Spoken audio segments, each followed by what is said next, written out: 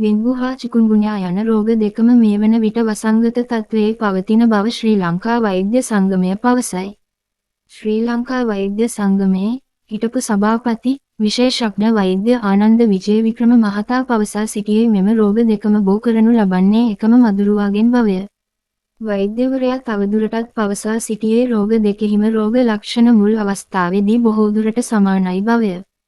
මේ අතර අද පැවති කොළඹ දිස්ත්‍රික් ප්‍රාදේශීය සම්බන්ධීකරණ කමිටු රැස්වීමේදී සෞඛ්‍ය අංශ පෙන්වා දුන්නේ ඩෙන්ගු හා චිකුන්ගුන්යා රෝගීන් වැඩි වශයෙන් වාර්තා වී ඇත්තේ බස්නාහිර පළාතේ කොළඹ සහ ගම්පහ දිස්ත්‍රික්කවලින් බවය.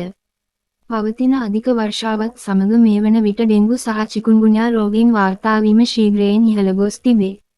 ඒ අනුව මේ වසරේ මේ දක්වා කාලය තුළ 23,000කට වැඩි ඩෙන්ගු රෝගීන් සංඛ්‍යාවක් වාර්තා වී ඇති අතර 2009 වසරෙන් පසු චිකුන්ගුන්යා රෝගීන්ද වැඩි වශයෙන් වාර්තා වන බව සෞඛ්‍ය අංශ පෙන්වා දෙයි. එම රෝගීන් වැඩි වශයෙන් වාර්තා වී ඇත්තේ බස්නාහිර පළාතේ කොළඹ සහ ගම්පහ දිස්ත්‍රික්කවලිනි.